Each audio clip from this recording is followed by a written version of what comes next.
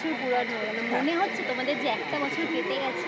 একটা বছর কাটিয়ে ফেললাম, এই মুহূর্তেও রিয়েলাইজ করতে পারছি না যে এক বছরের জন্য বলছি কথা, এখনও রিয়েলাইজ করতে পারছি না। মানে সকালবেলা উঠে ওকে আমি ফোন করে বলছি আজকেই না 1 বছর হয়ে গেছে, ও বলছে হ্যাঁ।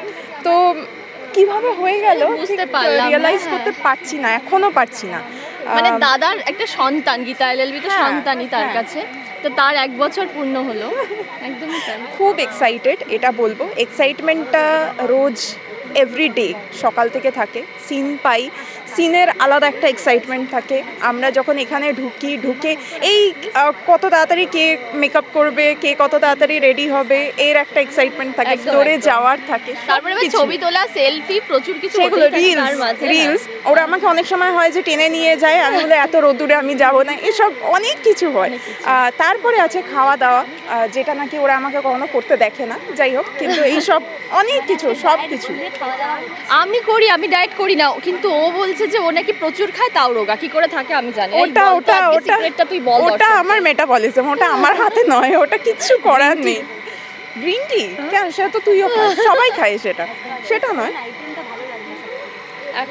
এখনো খাইনি আমরা, না দেখিও নি, আমরা জানিও না যে কি আছে। লেট করে ফেলেছি অ্যাকচুয়ালি, একটু লেট হয়ে গেছে। আর সবটাই মানে এখনো আমরা কথাবার্তা বা এই যে এই সেলিব্রেশনটার মধ্যেই রয়েছে, এখনো খাওয়া দাওয়ার দিকে যাইনি, তো ঠিক বলতে পারছি না যে কি আছে। কেক দিয়ে শুরু হয়েছে, হ্যাঁ কেক দিয়ে শুরু হয়েছে, আর মিঠা সে শুরু হয় এরকম। তো আমি বলবো যে এই মিঠা থেকে মনে এলো যে এত মিষ্টি একটা প্রজেক্ট, এত ভালো একটা প্রজেক্ট দাদা আমাদের উপহার দিয়েছেন, আমরা সেই প্রজেক্টের পার্ট হতে পেরেছি, এটা অনেক বড় বিষয়। হ্যাঁ, আর স্যারের কাছে এইটা একটা আশীর্বাদ, শুধু কৃতজ্ঞতা নয়, এটা একটা আশীর্বাদ স্যারের থেকে। দাদার আশীর্বাদ সবসময় আমাদের সঙ্গে আছে বলেই আমরা ওনাকে প্রণাম জানাই যে এরকম একটা প্রজেক্টের পার্ট আমরা হতে পেরেছি। তো এর চাইতে আমার দিক থেকে বেশি কিছু বলার নেই, ওনাকে শুধু ধন্যবাদ। ফ্যামিলি আমরা হয়ে উঠতে পেরেছি, তার জন্য কিন্তু কৃতজ্ঞ জানে দাদাকে। একদম, কেন কি প্রত্যেকটা ক্যারেক্টারকে উনি প্রাণ দিয়েছেন দাদা, তার জন্য আমাদের ফ্লোরে গিয়ে আমাদের মনে হয় যে আমরা একটা ফ্যামিলি।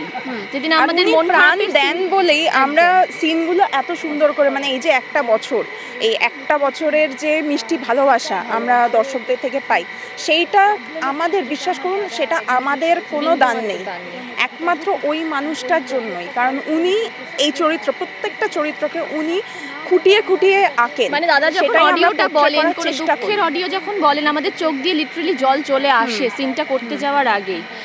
যেদিন আমরা মজার সিন করি, ওইভাবেই দাদা সিনটা বলেন যে আমরা হাসতে হাসতেই শুনি সিনটা। তো আলাদা করে আমাদের কোনো অবদান নেই, এটা প্রত্যেক সব কিছুর জন্যই দাদা। থ্যাংক ইউ সো মাচ দাদা, thank you star Jalsha, thank you আমার দর্শক। একদম, নমস্কার।